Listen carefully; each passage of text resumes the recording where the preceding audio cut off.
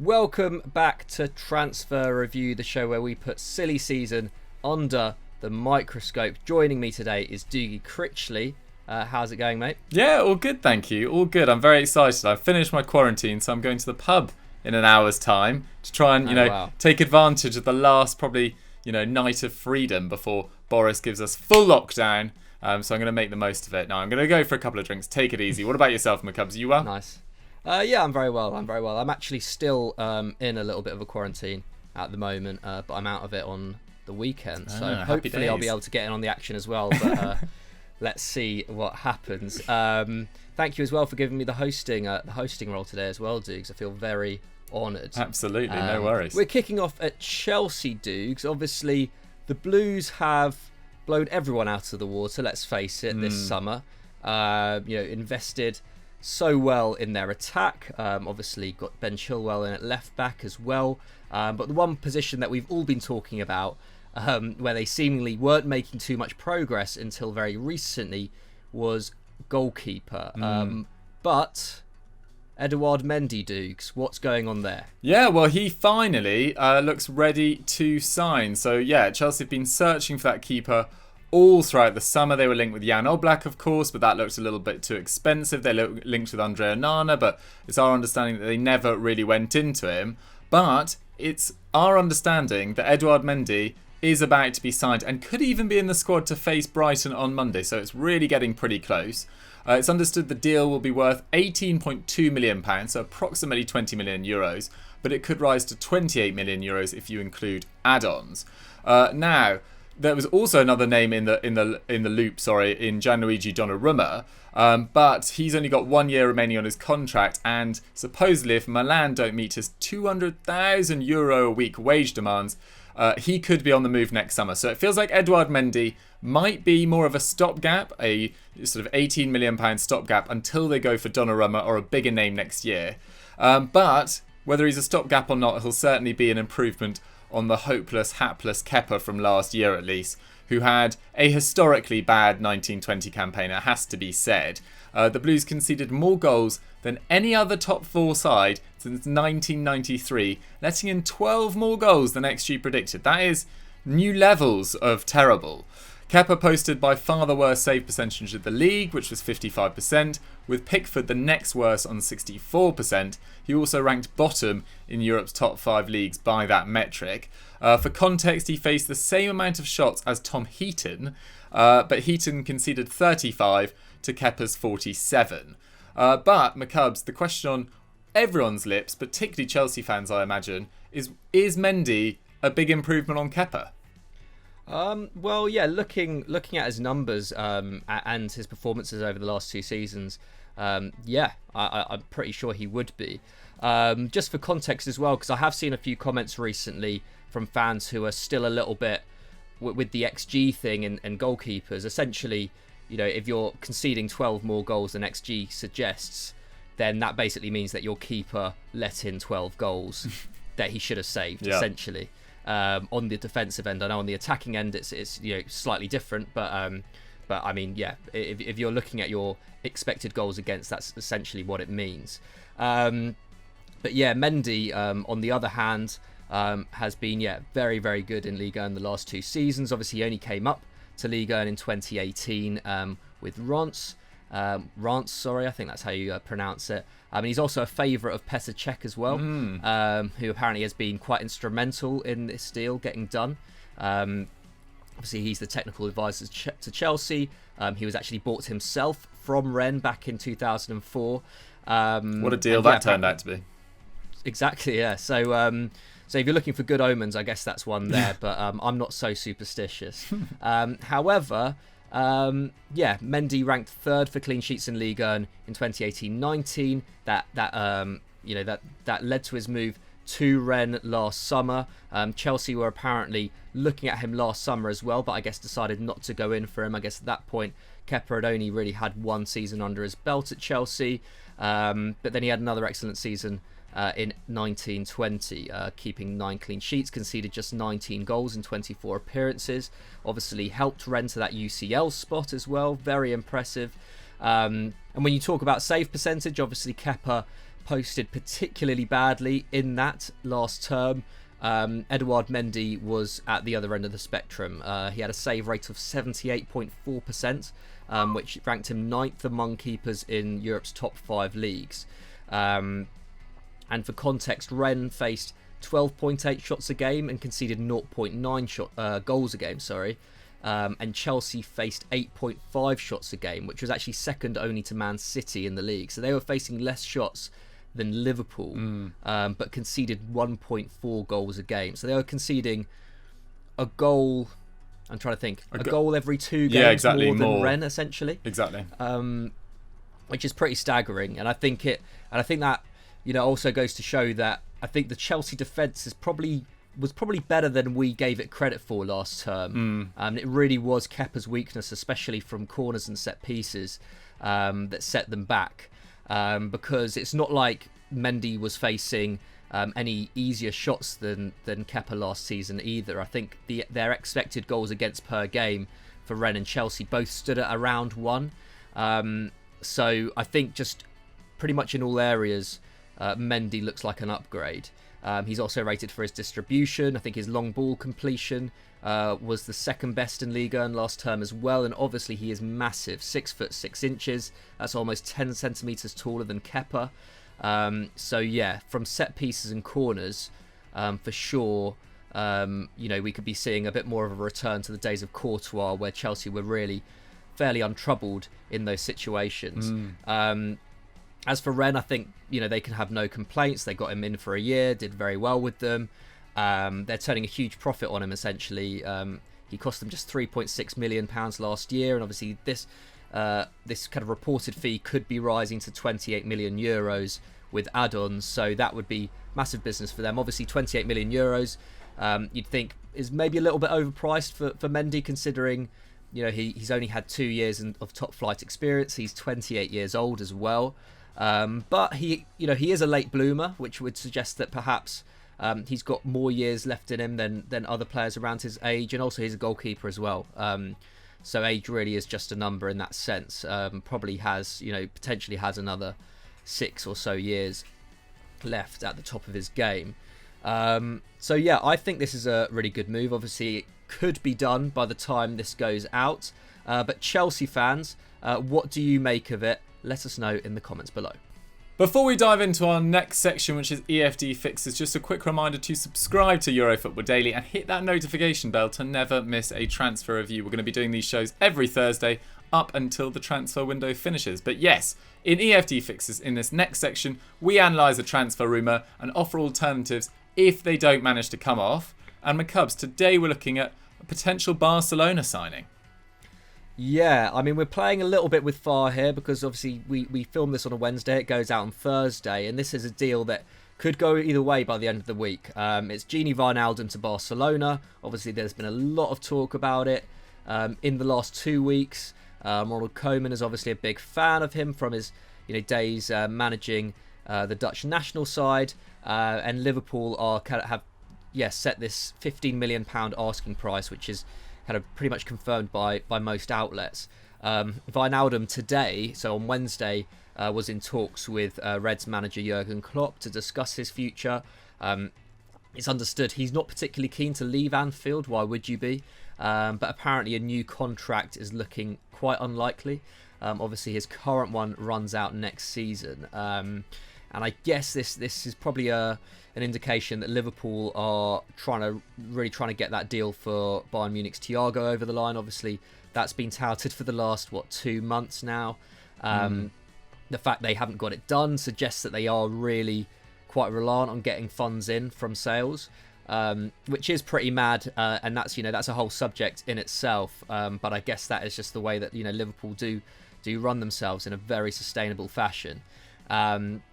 So yeah, Wijnaldum's entering the last year of his contract. So essentially they need to tie him down to a new one if they want to get a bigger fee for him at some stage, or if they're not up for selling him, or they need to sell him now essentially. Because if they don't resolve this before October, then he will essentially be able to negotiate a pre-contract agreement with new clubs in January.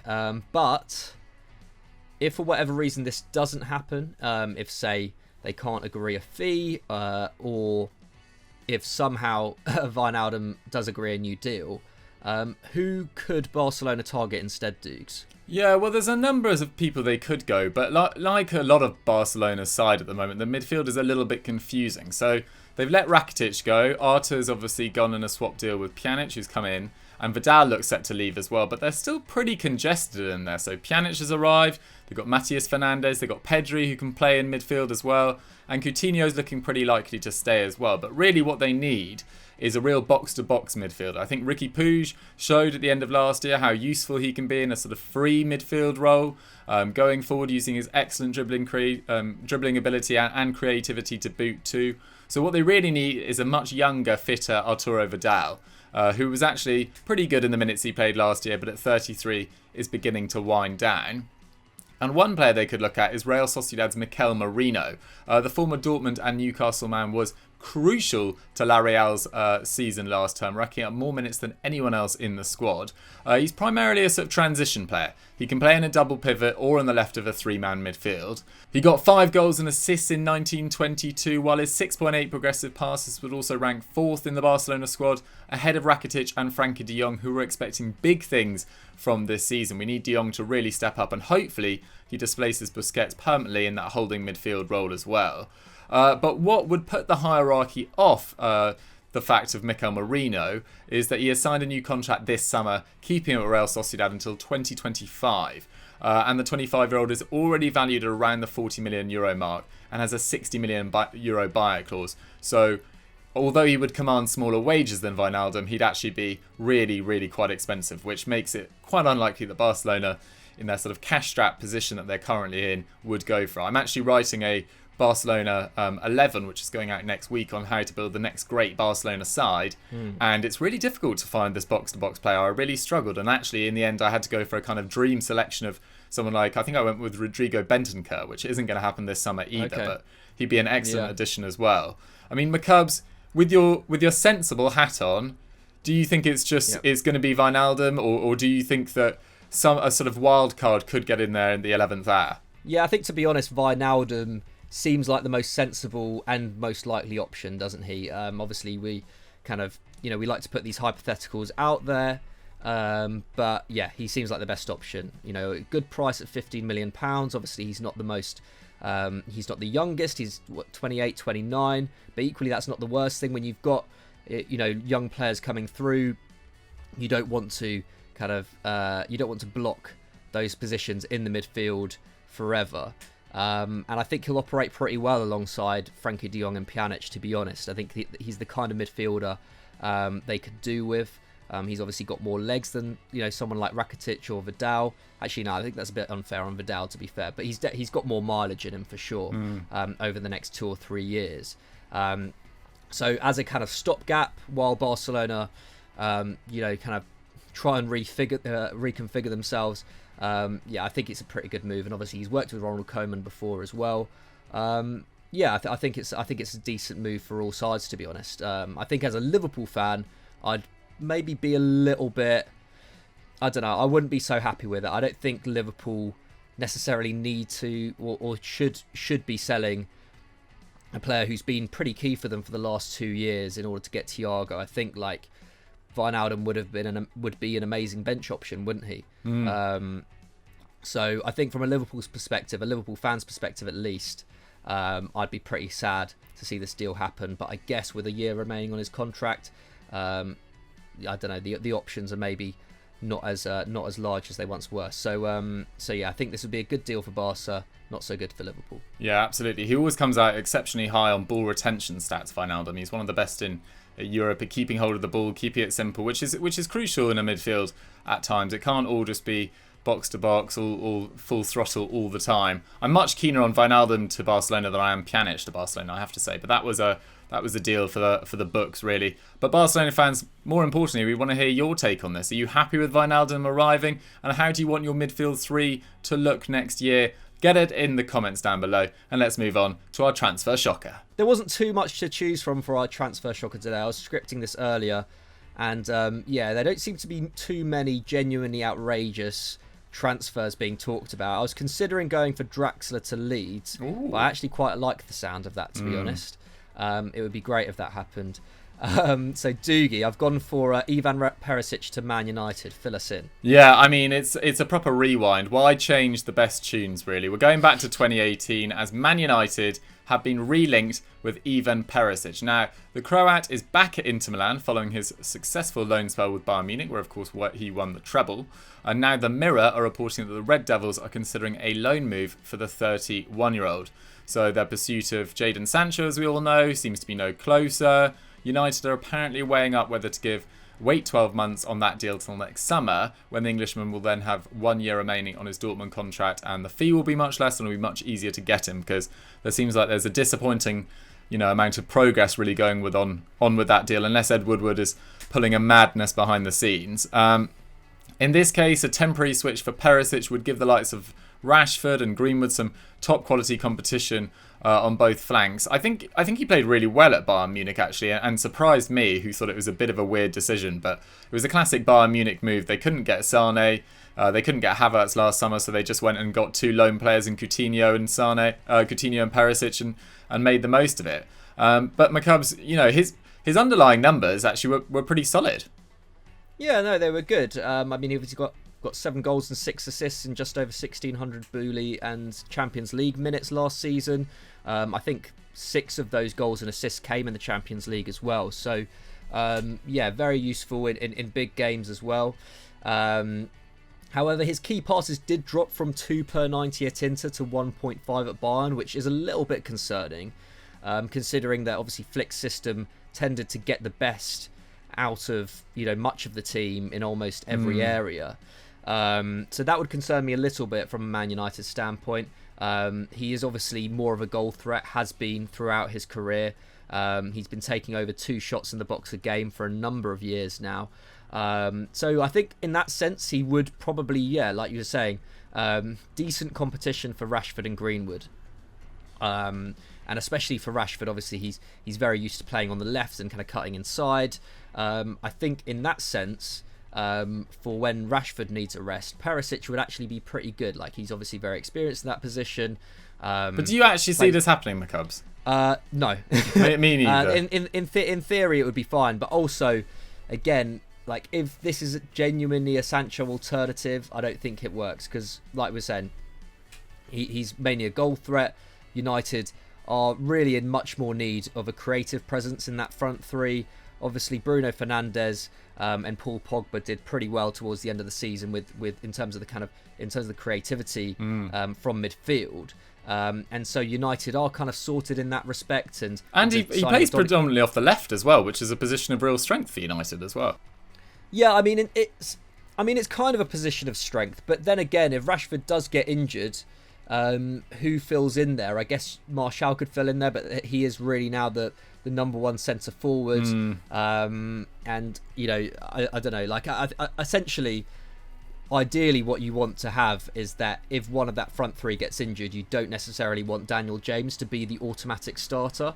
At least from a United fan perspective, that's how I see it. And so I wouldn't be, having Perisic as the backup to Rashford for, say when Rashford does occasionally need a rest, or if he needs to come off on 17 minutes in a game in which United are winning. I wouldn't actually balk at that, to be honest. But at the same time, he's not a Sancho alternative, to be honest. If United are going for a Sancho alternative, even as a stopgap, I don't think Perisic is necessarily the one, especially if you're trying to get someone on that right, because having Greenwood and Daniel James kind of vying for that position on the right next season doesn't fill me with joy, to be honest. I think Greenwood has been excellent, but at 18, you can't. I don't think he can have that kind of pressure on his shoulders.